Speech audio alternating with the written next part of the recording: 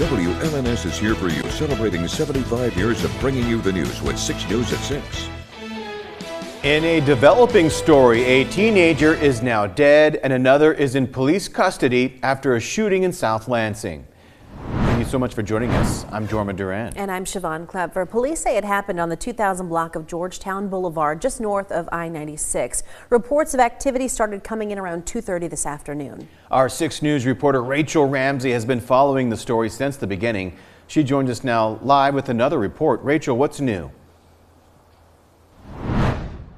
Siobhan, Jorma, a crime scene investigation van just arrived to the scene where an 18-year-old man was shot and killed in the apartment behind me. Police were guarding the door to that apartment, but now that investigators are here, they're entering the building. Police arrested a 19-year-old man in connection with this.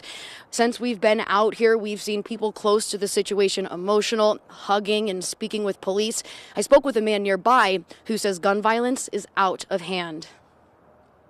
It's terrible, and it's running rapid around here. Well, not just out here, it's all around the city of Lansing. Young folks taking young folks' lives. It's just terrible that, you can't find a different way of handling situations other than going to the gun and wanting to take somebody's life. Along with the crime scene investigation van, there are still at least 3 Lansing police cars here on scene.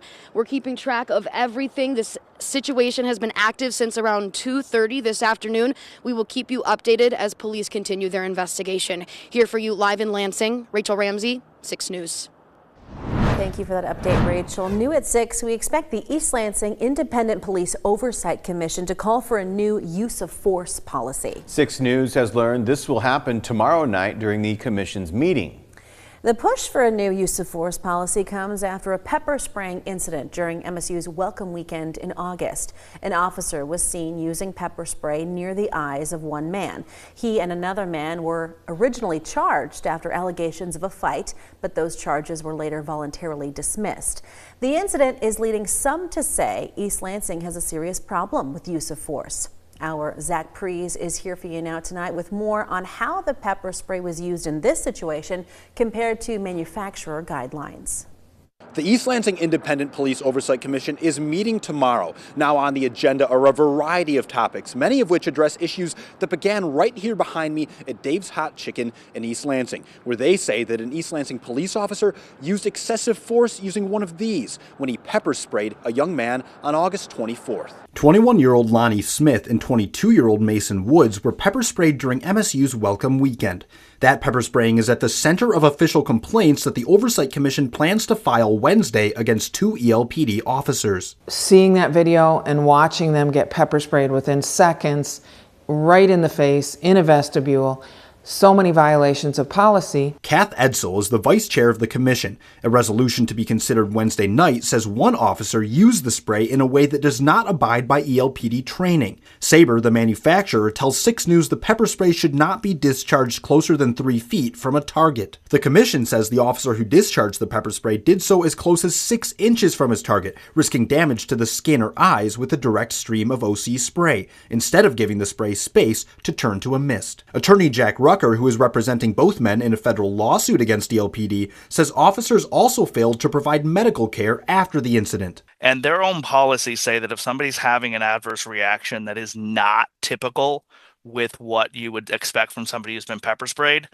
then you need to provide additional medical care. And they essentially just discharge him back out. We've reached out to the East Lansing Police Department for comment and have yet to hear back from them. Here for you in East Lansing, for 6 News, I'm Zach Prees. And be sure to stay with 6 News as we continue to find out more about the push for a new use of force policy at the East Lansing Police Department. And as always, you can stay up to date on everything that has happened on our website, WLNS.com. Today is Veterans Day, and Mid-Michigan honored vets in a variety of ways today. An event at the state capitol brought veterans and families together to hear from local leaders and included an emotional wreath laying and a pinning ceremony dedicated to Vietnam veterans. Our Karina Prieto was there and spoke with veterans about the deeper significance behind days like today.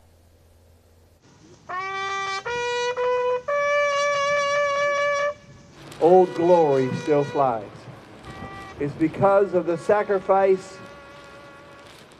of the men and ladies who have given their lives for our freedoms. Veterans and families bundled up for a cold and windy ceremony. Everybody that was in the service were all brothers or sisters, but we're all brothers and we all enjoy this day. Purple Heart veteran Jerry Christensen was drafted in 1968 and served in Vietnam. I think a day like today, there were several people that I was close to in Vietnam that died, and I think about them. Today, he's here in honor of all of those who aren't. War veteran Gene Nethaway says these days can bring up tough memories. My very first DOA was a 10-year-old boy. I see him, I smell him. I have all the things you don't want to live through in my mind. But he says events like this one are a reminder of veteran community and support. Today's ceremony was in recognition of all of those who have served. But veterans here today tell me there's a special emphasis on recognizing those who haven't always gotten the thank yous that they deserve. Looking back at the Vietnam vets that didn't have the welcome home that we had, making sure that they feel recognized and welcome home each time that we get to do an event like this with them. Keith Lane is a veteran and district director for Congressman Tom Barrett. He wants fellow veterans to know that they're not alone. We are in this together, and there's a support system, not just in the past, but in the future going forward. Here for you in Lansing, Karina Prieto, 6 News. And following that ceremony at the Capitol was the Vietnam Veterans 50th year commemoration pinning ceremony. Veterans and the community were invited to gather around the Michigan Prey Monument. They formally recognized the service and sacrifice of Vietnam veterans and their families with the pinning ceremony. Organizers call it an act of gratitude from a grateful nation. Personally, I want to say to all of the Vietnam War veterans that answered the call from this proud United States Army veteran that I thank you and God bless all that sacrifice that you gave.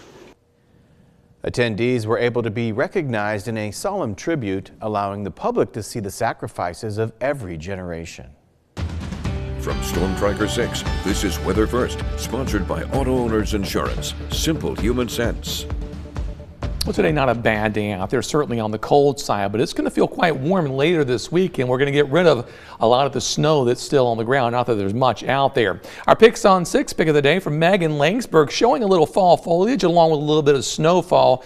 The leaves are coming down and the snow's about to melt, though, so it's going to be kind of humdrum for a while as we await our next storm system to bring some snow back to the area. To upload your weather photos, just head to our website, WLNS.com/share. Northern lights are going to be visible out there the next couple of nights. Tonight, we got to contend with a lot of cloud cover. Otherwise, it would be a happening sort of night with the KP index climbing quite high, meaning a strong geomagnetic storm is taking place. The good news is it'll last into tomorrow night as well, pretty likely out there. So be sure and check tomorrow night as well, because tomorrow night, a much better chance that we'll see clearer skies across mid-Michigan. Here's the mild weather. It's moving in Thursday, Friday, Saturday, and Sunday. A little rain on Sunday, and then we dip back into the 40s for most of next week. What's left of the flurries and light snow showers are pushing off to the east, and some breaks in the cloud cover are trying to form. Not enough to give us a clear night for viewing, certainly, but still wouldn't hurt to check and see if you can make out some northern lights tonight. Through tomorrow morning, clouds will thicken back up once again. The bulk of the day probably cloudy, but in the afternoon at some point, sunshine should break out, and there's our better chance to see the northern lights with mostly clear skies on the way through early Thursday morning. By Thursday afternoon, no storm system to contend with, but a few more clouds potentially back in the region. Eventually, those clouds will thicken and yield our chance for rain once again by Sunday. Temperatures currently are hovering in the lower 30s, but we're not really going to fall all that much out there tonight. In St. John's, the high temperature day made it up to around 36 degrees. We're currently at 34. Humidity 67%. As we check out the view in Grand Ledge tonight, still cloudy skies outside. Same thing on the Capitol Cam. There have been a couple breaks, but nothing too substantial. The wind's, though, strong. That makes it feel like it's 21 degrees despite the air temperature of 32. Jackson Cam in similar form with south winds at 13, so wind chill of 21 with the actual air temperature at 31. Final stop in Hillsdale tonight, temperatures down to 31 degrees, humidity 76%. Peak wind today was a little gusty, also at 21 miles per hour. Tonight's forecast, 30 the overnight low with cloudy skies and mainly cold weather, but that 30 occurs at around 1 o'clock in the morning. We're close to 40 by 7, and we'll climb into the 40s tomorrow, which should really make a dent in what snow we have left over. The 6-day forecast, mostly sunny on Thursday. The weekend promises more clouds and some showers, maybe on Sunday. Late next week, a stronger storm system takes aim at the Great Lakes region. For now, it still looks like on Friday, Silver Bells time, temperatures in the mid-40s. We trim the rain off of Thursday, and hopefully we can trim it off of Friday and move it over to the weekend. Not that I want it to rain on the weekend, but better than Silver Bells. Right, yeah. We need 4 hours of nothing. Come on, work with us, Mother Nature. It could rain part of the day. We just need that 4-hour block to be dry. Yeah. Fingers crossed. Fingers crossed. Thank you, David. Still to come, a local school offers a very unique opportunity for its students and those thousands of miles away. We'll tell you about this cool exchange program next. So stay right there. 6 News at 6. We'll be right back.